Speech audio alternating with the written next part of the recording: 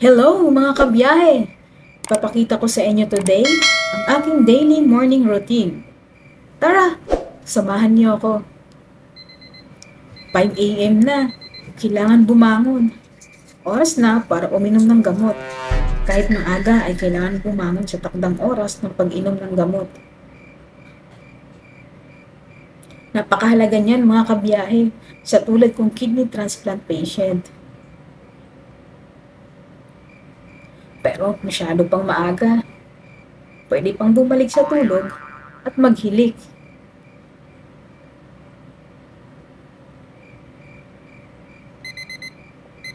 Good morning ulit mga kabiyahe.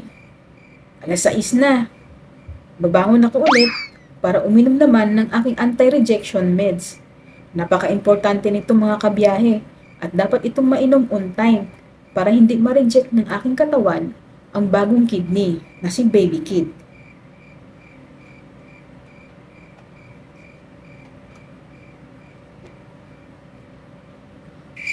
Ayan, balik tulog na naman ulit.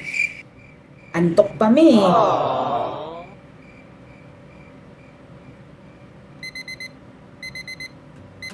Rise and shine na.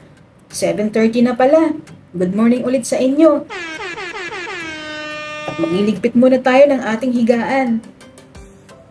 At syempre, mag-stretch muna tayo at magpasalamat sa Diyos sa isa na namang magandang umaga at maghahanda na naman ng masarap at healthy breakfast. Ayan, naka-ready na ang ating lulutuin at meron tayong fried bangus. Walang asin yan mga kabiyahe. Mag-isa na tayo ng gulay. Lagyan na natin ng mantika. Igisa na natin ang bawang.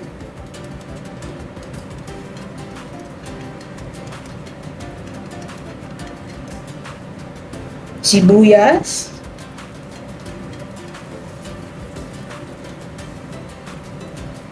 Kamatis. At bell pepper. Gisa lang natin itong mabuti at pwede nang lagyan ng timpla. Naglagay ako ng kaunting paminta, ngunit siguraduhin na kaunting asin lang mga kabiyahe. Okay lang kung walang lasa.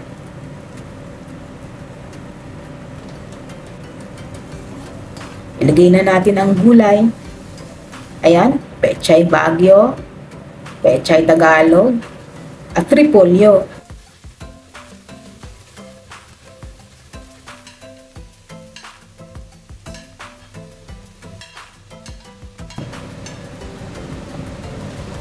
Mekos-mekos lang natin yan, mga insan.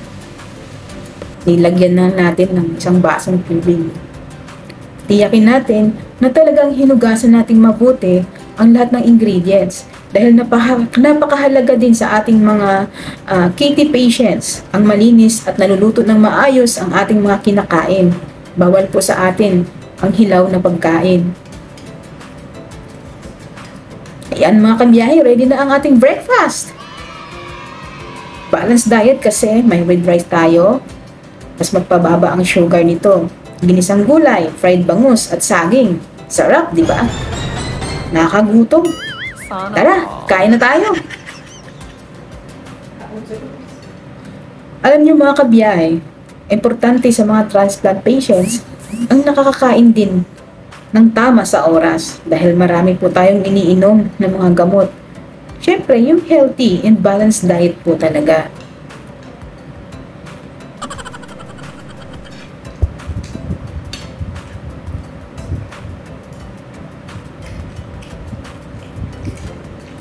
Happy breakfast!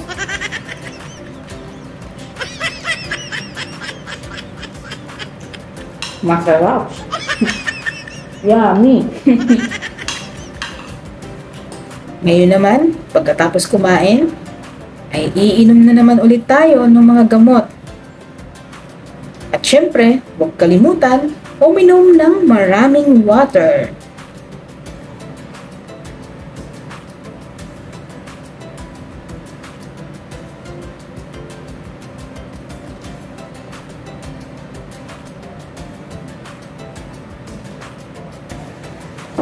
po yung mga gamot ko po. After breakfast. Mahalaga rin na may exercise ang mga tulad natin. Kaso di pa ako pwedeng lumabas. Dahil nasa isolation pa, kaya lakad-lakad muna dito sa loob ng bahay. Ang mahalaga, ma-burn natin ang ating mga kinain at intake na carbs at sugar. Minomonitor din natin araw-araw ang ating timbang at BP.